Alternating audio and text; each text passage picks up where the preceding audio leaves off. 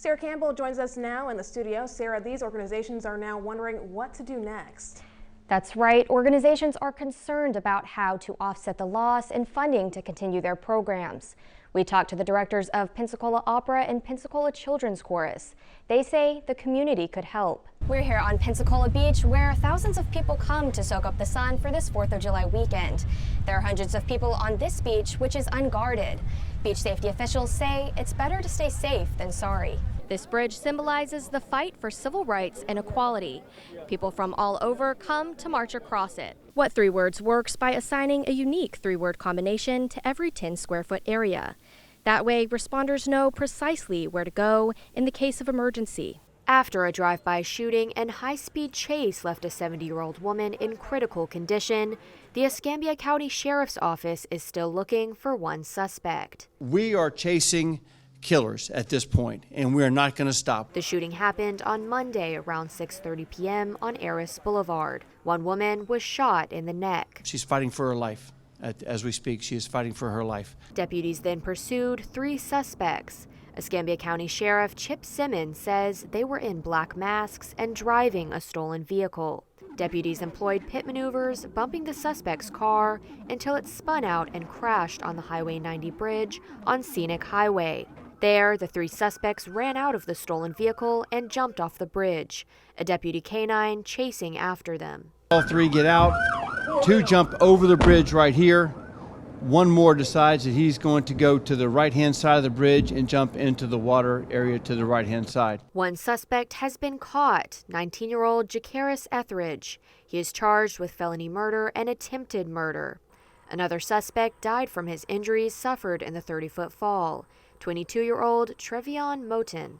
One of them jumped and did not make the water, and he subsequently died from the injuries on the fall, leaving that vehicle. A canine named Streeter is the dog that jumped into action, doing exactly what Simmons said he was trained to do. And then he sees that the suspect had jumped over this bridge, and our canine Streeter, this brave boy, jumps over that bridge as well and into that water, probably 30, 40 feet easy. While Streeter sustained some injuries, he is okay. Authorities are still looking for the unidentified 3rd suspect. Sheriff Simmons says he is proud of the manpower demonstrated in last night's pursuit. What you saw was a coordinated effort amongst 3 different law enforcement agencies. What you saw is a sheriff's office that's committed to bringing these killers to justice. Over the weekend, Vice President Kamala Harris was in Selma, Alabama.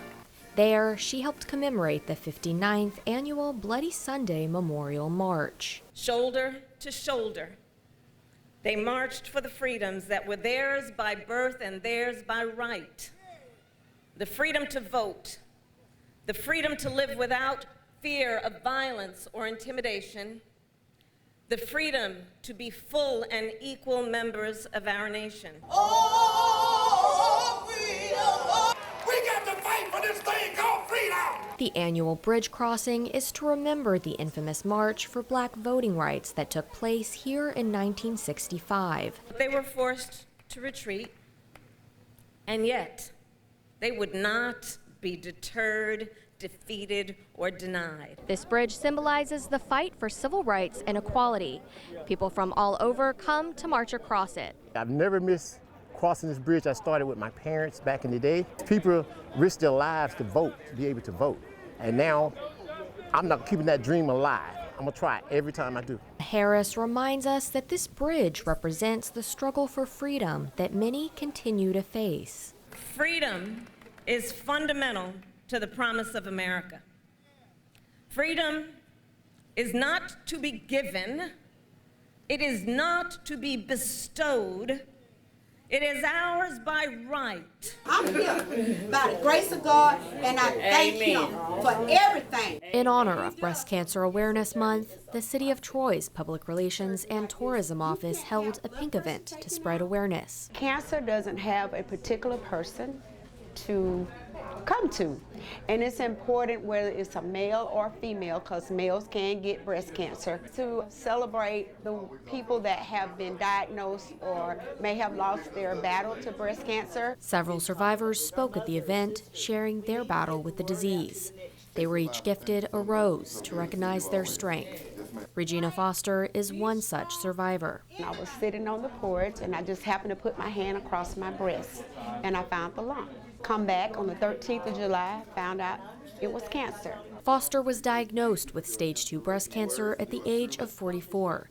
After a mastectomy and several rounds of chemotherapy and radiation, she is now cancer-free and says the disease doesn't define her. My breast didn't make me. That was my mindset. My breast didn't make me, so therefore, take it off. As a matter of fact, take both of them off. She says it's important for everyone to be mindful and celebrate those who fight breast cancer every day. Positivity, she says, is what carried her through. You automatically gonna think, why me?